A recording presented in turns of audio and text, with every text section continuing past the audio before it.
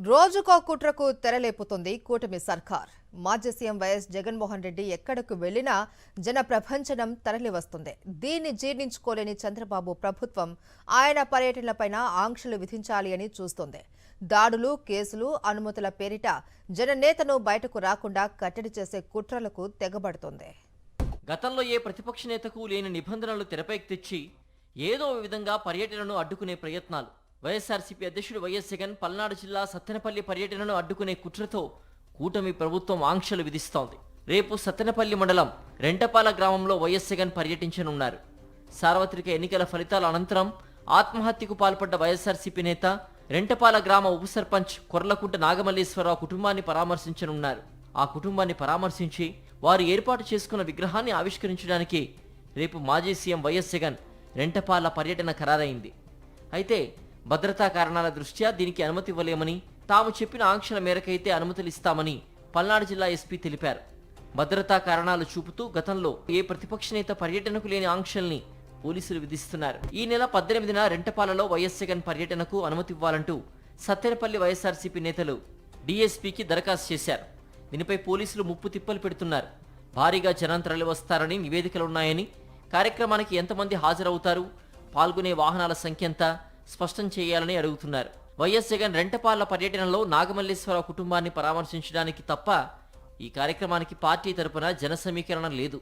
అయితే వైఎస్ జగన్ వస్తున్నారంటే అభిమానులు భారీగా తరలివస్తారు. ఆ అభిమానాన్ని నిర్వాహకులు ఎలా లెక్కగట్టి చెప్పగలరు? కానీ ఎన్నడూ లేని విధంగా పోలీసులు ఈ కారణాలతో వైఎస్ జగన్ పర్యటనను అడ్డుకునే ప్రయత్నం చేస్తున్నారు. ఇటీవల తెనాలి, రాప్తాడు, పుదిలిలో వైఎస్ జగన్ పర్యటనకు ప్రజల నుంచి విశేష స్పందన వచ్చింది. ఏడాదిలోనే ప్రభుత్వ వ్యతిరేకత తారాస్థాయికి చేరిందని వీటి ద్వారా తేలింది. అందుకనే కూటమి నేతలు కుట్రలకు తెరతీస్తున్నారని వైఎస్ఆర్సీపీ నేతలు ఆరోపిస్తున్నారు. పోలీసులు చెబుతున్నట్లు 3 కార్లు 100 మందితో పర్యటన ఎలాగని ప్రశ్నిస్తున్నారు. మరోవైపు రాజధానిపై టీవీలో ప్రసారమైన వ్యతిరేక వ్యాఖ్యల నేపథ్యంలో పెద్ద ఎత్తున మహిళలు రోడ్ షోను అడ్డుకునే అవకాశం ఉందని పోలీసులు తెలిపారు. వారిని సాకుగా చూపుతూ పర్యటన అనుమతికి ముడిపెట్టారు. అనుమతుల విషయంలో గందరగోళం సృష్టించడం, పాల్గొంటే కేసులు పెడతారన్న భయం కలిగించి వచ్చే అభిమానుల సంఖ్యను తగ్గించే కుట్రలకు తెరలేపిందని వైఎస్ఆర్సీపీ నేతలు ఆరోపిస్తున్నారు. 18వ తారీఖున ఉదయం సత్తెనపల్లి వెళ్లి నాగమల్లేశ్వరరావు కుటుంబ సభ్యుల్ని పరామర్శించి రావాలని జగన్మోహన్ రెడ్డి గారు నిర్ణయించుకున్నారు.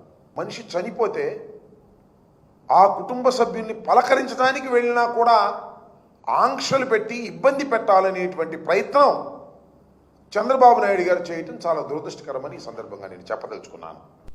వైఎస్ జగన్ ఎక్కడికి వెళ్ళినా Z+ కేటగిరీ భద్రత కల్పించాల్సి ఉంటుంది. ఈ విషయంలో చంద్రబాబు ప్రభుత్వం తరచూ నిర్లక్ష్య వైఖరి చూపిస్తోంది. హైకోర్టు సైతం పలుమార్లు ప్రభుత్వ పనితీరుపై ఆగ్రహం వ్యక్తం చేసింది. అయినా ప్రభుత్వ పెద్దల్లో మార్పు రావడం లేదు. పర్యటనలకు ప్రజలు రాకుండా భయపెట్టే ప్రయత్నాలు చేస్తోంది ప్రభుత్వం. మరోవైపు అనుమతుల పేరిట అసలు జగన్ బయటకు రాకుండా చేయాలనే కుట్రలకు తెగబడుతోంది.